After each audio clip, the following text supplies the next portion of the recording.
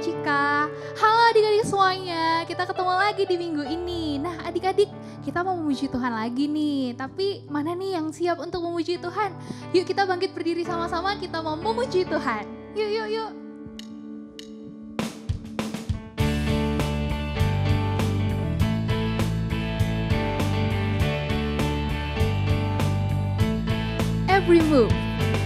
Every move I make, I'm making you. You make me move, Jesus. Every breath I take, I breathe in you.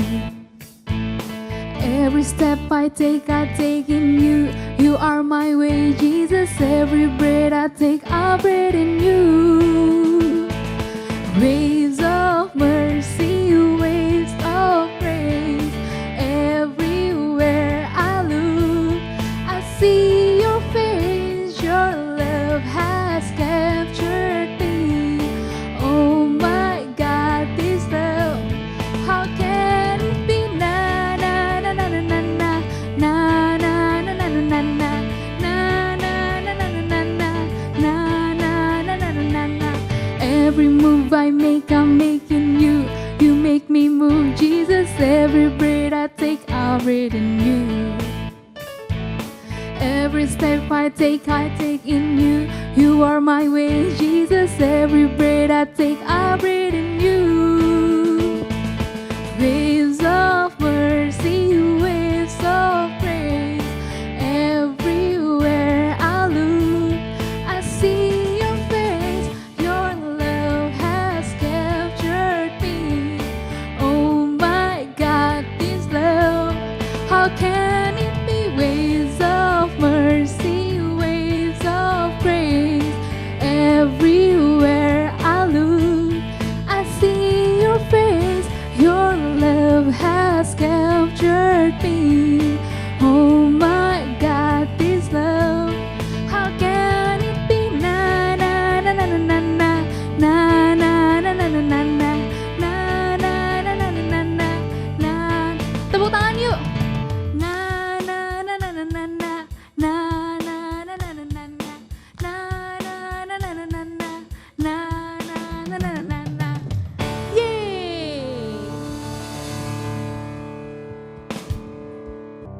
Adik-adik, kita akan mendengarkan firman Tuhan, namun sebelum itu kita mau menyanyikan satu pujian.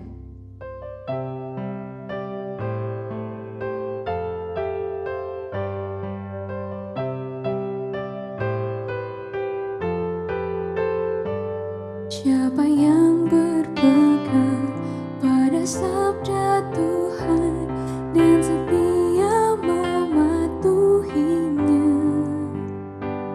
hidupnya mulia dalam cahaya kekal, bersekutu dengan Tuhannya. Percayalah dan pegang sabdanya, hidupmu dalam Yesus sungguh bahagia.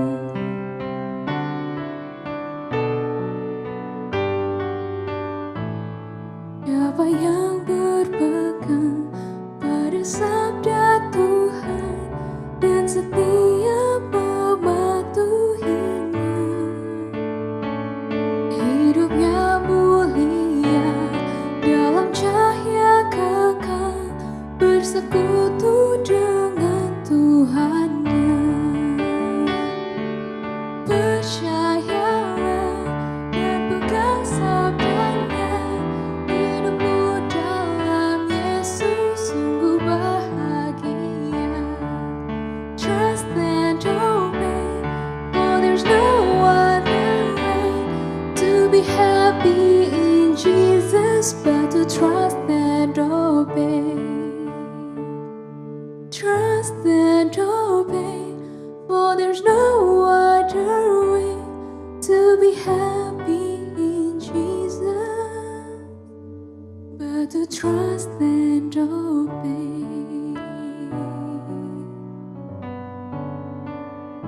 Adik-adik, sebelum kita mendengarkan firman Tuhan, mari kita berdoa bersama-sama.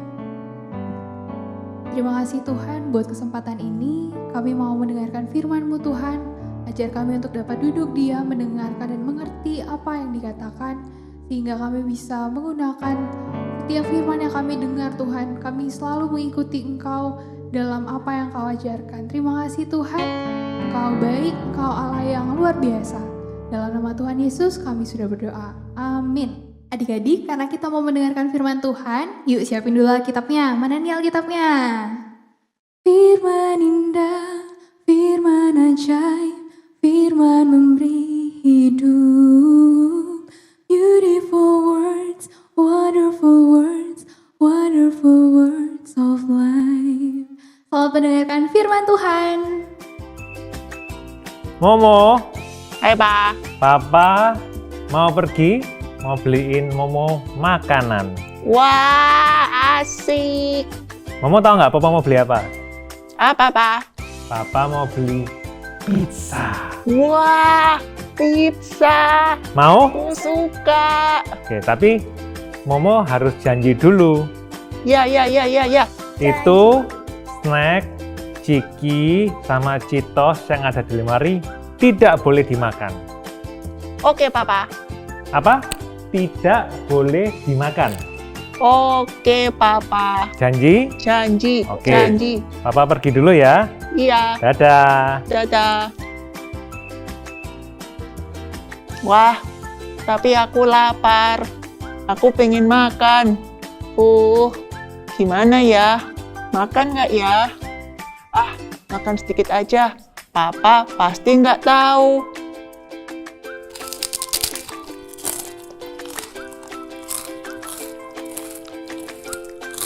Wah, enak. Enak sekali. Momo, Papa. makan apa itu?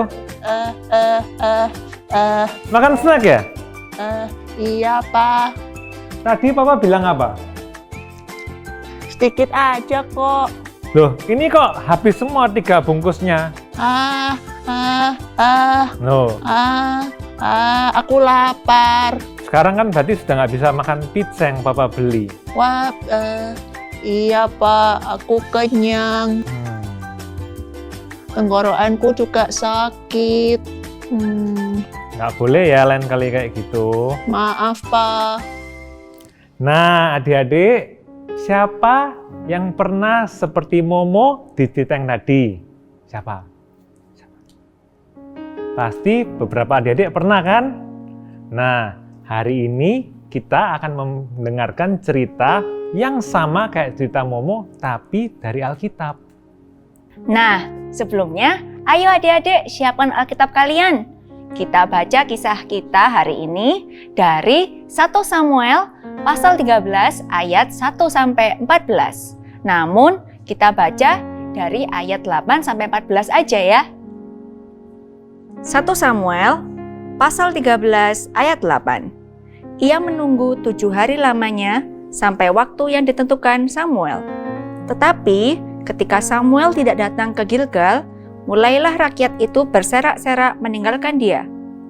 Sebab itu Saul berkata, "Bawalah kepadaku korban bakaran dan korban keselamatan itu." Lalu ia mempersembahkan korban bakaran. Baru saja ia habis mempersembahkan korban bakaran, maka tampaklah Samuel datang. Saul pergi menyongsongnya untuk memberi salam kepadanya. Tetapi, kata Samuel, "Apa yang telah kau perbuat?" Jawab Saul, "Karena aku melihat rakyat itu berserak-serak meninggalkan aku, dan engkau tidak datang pada waktu yang telah ditentukan, padahal orang Filistin telah berkumpul di Mikmas. Maka pikirku, sebentar lagi orang Filistin akan menyerang aku di Gilgal. Padahal aku belum memohonkan belas kasihan Tuhan. Sebab itu aku memberanikan diri, lalu mempersembahkan korban bakaran." Kata Samuel kepada Saul, "Perbuatanmu itu bodoh. Engkau tidak mengikuti perintah Tuhan, Allahmu yang diperintahkannya kepadamu. Sebab sedianya Tuhan mengokohkan kerajaanmu atas orang Israel untuk selama-lamanya. Tetapi sekarang kerajaanmu tidak akan tetap. Tuhan telah memilih seorang yang berkenan di hatinya, dan Tuhan telah menunjuk dia menjadi raja atas umatnya, karena engkau tidak mengikuti apa yang diperintahkan Tuhan kepadamu." Halo semua, nama saya Samuel dan saya adalah seorang nabi Tuhan. Tugas saya adalah menyampaikan pesan-pesan dari Tuhan kepada bangsa Israel. Namun, beberapa waktu yang lalu, bangsa Israel itu mengeluh. Mereka menganggap bahwa saya ini udah terlalu tua untuk menjadi nabi mereka. Karena itu, mereka minta kepada saya untuk cepat mengangkat seorang raja yang baru buat mereka. Sedih sekali rasanya. Kalau sedih, saya tuh selalu berdoa kepada Tuhan. Saya minta Tuhan memberitahu apa yang harus saya perbuat. Tuhan menyuruh saya untuk mengingatkan bangsa Israel bahwa ternyata nggak gampang loh kalau punya raja itu. Hidup mereka bukannya jadi lebih gampang, lebih mudah, tapi hidup mereka akan jadi lebih sulit. Tapi orang Israel itu tidak mau mendengarkan saya. Mereka tetap meminta seorang raja yang bisa memimpin mereka dalam peperangan. Sama seperti bangsa-bangsa lain, maka saya berdoa lagi. Dan Tuhan memberi apa yang bangsa Israel minta, yaitu seorang raja. Tuhan mempertemukan saya dengan Saul, seseorang yang Dia pilih untuk menjadi raja Israel. Saul itu tinggi, Saul itu juga tampan. Tuhan menyuruh saya mengambil sebotol minyak dan menuangkan di atas kepala Saul dan mengangkat Saul menjadi raja Israel yang pertama. Lalu saya membawa Saul ke hadapan bangsa Israel dan semua mereka berseru, "Hidup raja! Hidup raja!" Pada mulanya, Saul memimpin bangsa Israel dengan baik. Tuhan menolong dia memenangkan peperangan pertamanya melawan bangsa Amon yang hendak berbuat jahat kepada bangsa Israel. Saul sangat bersyukur kepada Tuhan yang memberi dia kemenangan. Saul juga mendengar nasihat dari saya tentang firman Tuhan. Tapi semua itu tidak berlangsung lama.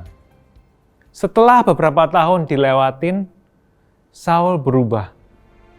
Satu hari, bangsa Filistin datang berkumpul untuk menyerang bangsa Israel.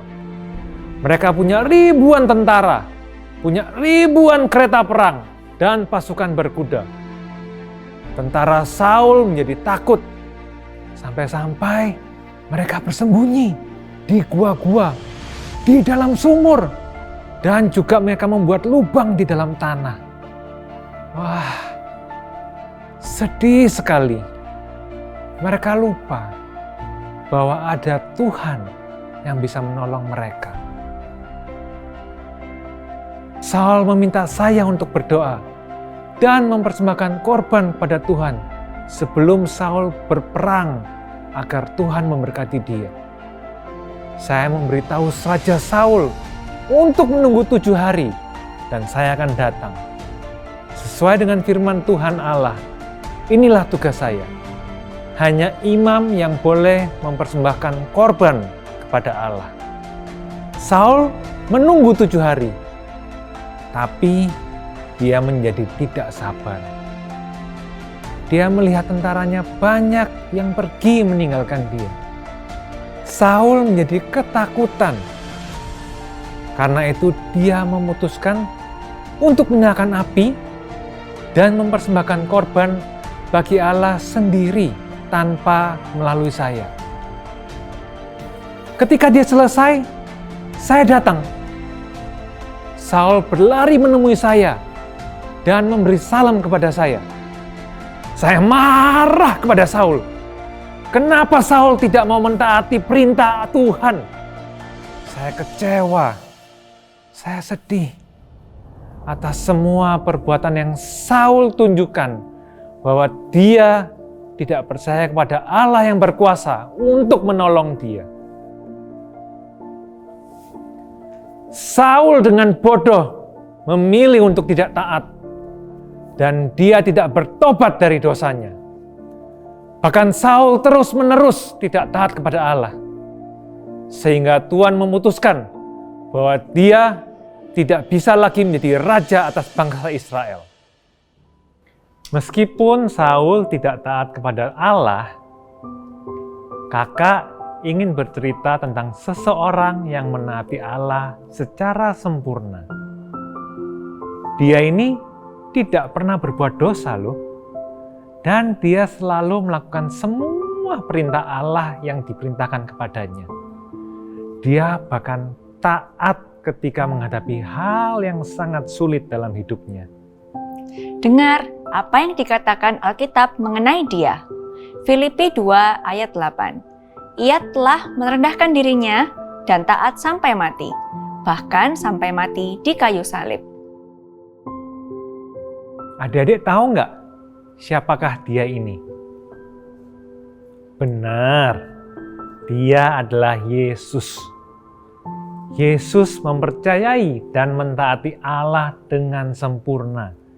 Bahkan ketika Yesus menghadapi hal yang sangat sulit, dia harus mati di kayu salib supaya kita yang tidak taat kepada Allah dan yang melakukan banyak dosa ini bisa diampuni. Mentaati Allah tidak selalu mudah, hal yang sulit. Kadang kita ingin membalas teman yang sudah berbuat jahat kepada kita. Nah, kalau misalnya kita lagi bermain, tiba-tiba disuruh papa mama bantu-bantu. Nah, kita malas, kita nggak mau bantu papa mama. Juga misalnya ketika kakak atau adik merusak barang kesayangan kalian. Nah, kalian pasti ingin marah kan sama kakak atau adik kalian? Nah, kita jadi segan untuk mentaati Allah. Waktu Kak Budi gagal, Kak Dewi gagal, kakak-kakak semua yang di GBN Kids gagal, adik-adik juga gagal untuk taat kepada Allah, dan kita melakukan dosa. Kita bisa berlari, tapi bukan berlari menjauh. Kita bisa berlari mendekat kepada Allah. Kita bisa menghampiri Allah Bapa karena kita tahu, walaupun Allah Bapa itu kudus dan kita ini berdosa, tapi Allah Bapa tidak akan pernah menolak kita. Itu karena Yesus sudah mati di atas kayu salib untuk menebus semua dosa kita. Kita bisa berdoa, mengakui segala dosa kita, dan menerima pengampunan dari Tuhan. Selain itu, Yesus memberikan hati yang baru kepada kita, hati yang suka taat kepadanya. Dengan hati yang baru dari Yesus, kita jadi ingin selalu taat kepada Tuhan. Sama seperti Yesus, waktu kita tergoda berbuat dosa, kita bisa berdoa. Tuhan bisa menolong kita setiap saat. Saat ini, Kak Budi ingin mengajak adik-adik semua yang di rumah untuk lipat tangan, tutup mata, dan sama-sama kita berdoa. Tuhan Yesus, kami mau berdoa pada hari ini. Mungkin kebanyakan dari kami kadang tidak taat kepada Engkau Tuhan. Mungkin dari kami kebanyakan kadang tidak dengar-dengaran dan juga tidak mentaati yang semua Engkau perintahkan buat kami. Biarlah hari ini Tuhan kami sadar bahwa kami ini sudah diampuni oleh Engkau. Dan setiap kali kami berbuat salah, kami tidak takut kepadamu, tapi kami bisa datang kepadamu dengan semua kesalahan kami dan semua pelanggaran yang kami lakukan, karena kami tahu Engkau telah mengampuni kami dan Engkau sangat menyayangi kami Tuhan. Biarlah di hari-hari ke depan kami bisa menjadi lebih taat kepadamu karena kami tahu Tuhan Yesus yang memberikan kami pengampunan dan juga memberikan kami kemampuan untuk bisa menuruti dan mentaati semua perintah-Mu dalam kehidupan kami. Terima kasih Tuhan, kami sudah berdoa. hanya di dalam nama Tuhan Yesus Kristus Allah kami yang hidup. Amin. Nah, adik-adik, karena ini adalah minggu pertama di bulan Mei, kita ada ayat hafalan yang baru ya. Ayatnya ada di Yohanes 14 ayat 15. Terjemahan versi mudah dibaca. Kata Yesus, "Jika kamu mengasihi Aku, kamu akan menuruti semua perintahku." Sekali lagi ya, Yohanes 14 ayat 15, terjemahan versi mudah dibaca. Kata Yesus, "Jika kamu mengasihi Aku, kamu akan menuruti semua perintahku." And now we will read in English version. It's from John 14 verse 15 and it's from International Children Bible. Jesus says, "If you love me, you will do the things I command." One more time, it's from John 14 verse 15 from International Children Bible. Jesus says, "If you love me, you will do the things I command." Sebelum kita berpisah, jangan lupa 4M. Oke, M yang pertama, Memakai masker. M yang kedua, Menjaga jarak. M yang ketiga, Mencuci tangan. M yang keempat. Membaca Alkitab. Sampai jumpa dan kita ketemu lagi minggu depan. God bless. God bless.